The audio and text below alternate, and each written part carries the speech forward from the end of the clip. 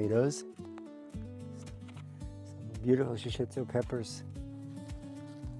The score for today, so you can really get the essence of the vegetables when you're eating it. And wow, yeah, the smell is just that beautiful smell. Wow, what a incredible blend of flavors. It's the afternoon, it's the middle of July, and I came down to the garden to make dinner. Today I'm going to be making a dal curry, which is a lentil-based Indian dish. It's a dish I make a lot, and no matter what combination we'll find in the garden today, bringing it back to the house, combining it with the lentils and the ghee and the coconut milk and all the incredible spices, it's going to be an incredible dish.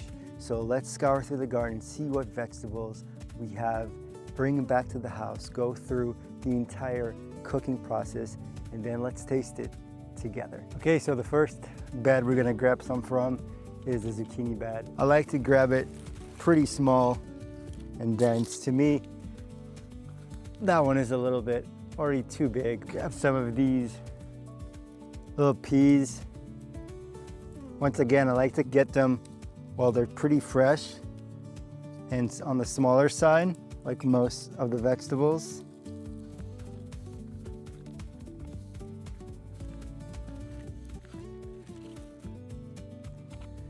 Beautiful shishito peppers. All right, here we are.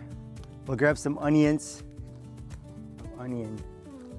The one vegetables that I love to put in curries, give it that acidity that I wish we had quite more of at this time of the year. It's just not quite ready.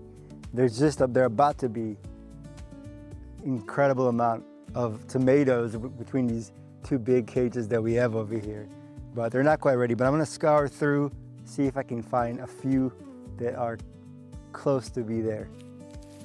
So yeah, we have so many varieties of tomatoes here in the garden that are not quite ready yet, but this one that seems to be beginning to be ready, and there are these really big orange cherry tomatoes. So we'll go with them for this dish. I have only one deal planned. I'm definitely gonna grow more next year. When I have any of it ready, between all the pickling and all the dishes, I just use it all up. It's such an amazing flavor addition.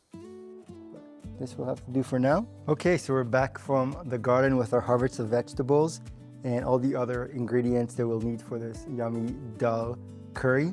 The one thing I did prepare before going down to the garden was this red lentils, and it's 1 cup of red lentils with some water, and we'll wash the water that we just soaked it in and put it in the Instant Pot, and the Instant Pot will cook the lentils as we cook the rest of the dish.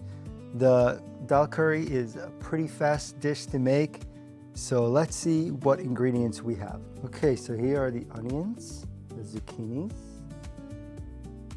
the tomatoes, the snow peas, as well as our shishito peppers. For spices, we have salt, coriander seed powder, paprika, a bit of chili, curry, and this homemade dal, a little bit of avocado oil, and the lentils.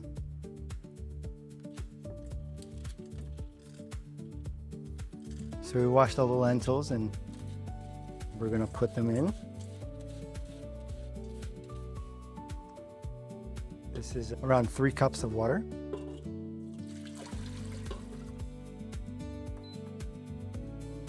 Okay, so I'm gonna go ahead and put a little bit of this olive oil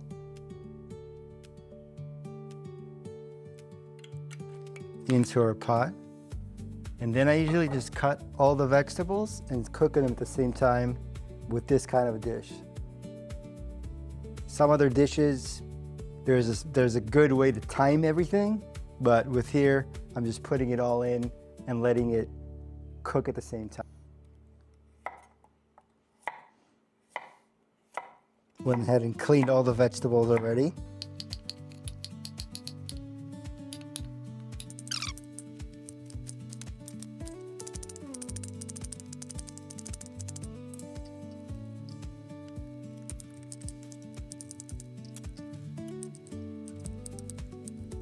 Okay, so we got all of our vegetables and it's time to start. The vegetables are going. We're gonna put the lid on and let them cook a little bit. And I forgot one important ingredient, which is coconut milk. Use this organic coconut milk right here. The lentils are going behind us. And with the vegetables, I like to let them cook pretty good. But when you start to see the onion brown a little bit, then I add the coconut milk and let it cook with the coconut milk and the spices. So really get all the flavors of the spices deep inside the curry, inside the vegetable.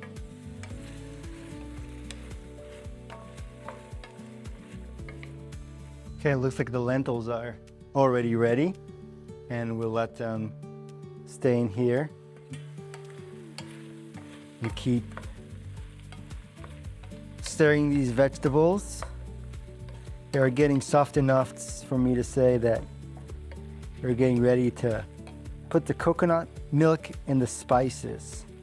And I don't know if you notice, I like to keep the vegetables pretty large size, kind of have the experience of really eating the vegetable itself, but people can cut them small or big. Like the snow peas, I just leave the whole size in there, the entire thing. Or even the peppers, just cut them, shoot the peppers, just cut them in half. And overall, I like to keep the size pretty big on some vegetables, so you can really get the essence of the vegetables when you're eating it. But everybody has different styles, and it's not going to change the flavor at all. It's more just the experience of the essence of the vegetable when you eat. And so we're just going to let that mix probably around the whole mixing process is like 10 to 15 minutes on what I would say medium heat. Okay, so it looks like the vegetables are kind of starting to stick to the bottom, and I know that it's time to add the coconut milk. So I'm going to add the entire can of coconut milk in here.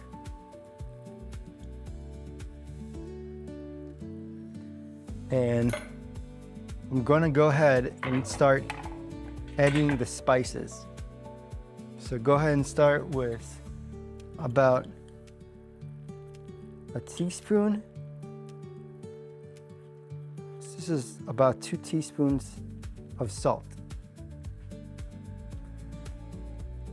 This is paprika, and I'm gonna put a heaping, about a little teaspoon and a quarter of paprika. The curry,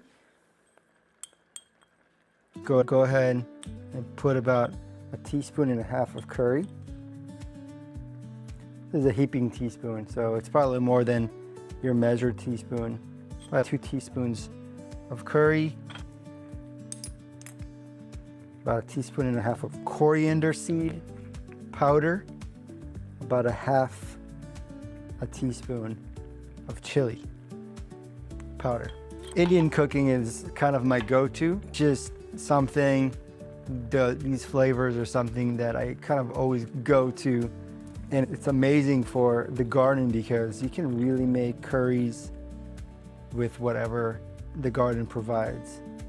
And whatever vegetables you have, you throw it in a curry with good boundaries and good understandings of how things fit. But for the most part, and making amazing curry dishes. So go ahead, we just put the coconut milk, the spices, and we'll let that cook for a little bit. Release the release valve of the dough. Just checking, making sure that nothing sticks to the bottom. And wow, yeah, the smell is just that beautiful smell. When you get all the spices right with the coconut milk and the vegetables. And there's an art to not cook the vegetables too much. So you want them fully cooked, but still have the essence, the crispiness of the vegetables. You don't want it too soggy. It's a happy medium of eating a fully cooked vegetable, but not being so soggy that it starts to melt into another vegetable and starts to lose the essence of its individual flavor. So it looks like we need to let it cook for a few more minutes. I would say the total amount of actual cooking from turning the heat on, the gas on, until this moment is about 15 minutes, probably 20 minutes total. The lentils are already cooked, so we're gonna add them in the end. We're gonna add the ghee and top it with the dill to finish the dish. But it's already smelling amazing, and the garden truly provided incredible array of flavors in these vegetables. Can't wait for all the variety of tomatoes and peppers, especially that are about to come in the next couple of weeks and really widen the possibility of all kinds of dishes. I'm gonna add a little bit of water, just a tiny bit, seeing that it's starting to stick to the bottom of the pan a little bit too much. Okay, this is just about ready. And we're gonna go ahead and leave this open, add a little bit more water. And we are just going to add the lentils the way they are into the dish. And then mix it really well. Tablespoon of ghee that I've made. It's clarified butter. Incredible stuff, especially for this kind of type of Indian cooking. And if you're interested in how to make your own ghee, your own clarified butter, let me know and I will make a video showing how I made this. Mix that really well. And as soon as you put lentils in, that's when you want to lower the heat. Let it cook a little slower. And you got to be careful because lentils, especially with this kind of a big wide pan, really love to stick to the bottom of your pan. So a lot of mixing is good. We'll close it up. We'll let all the flavors mix together. We're gonna chop up the little bit of dill that we have. Okay, it's looking pretty ready. Just turn off the heat. All right, so that was the process of cooking this incredible dal. And as customary of what I like to do with these kinds of videos is give it a real taste, see how we truly feel about the dish. And so let's give it a go.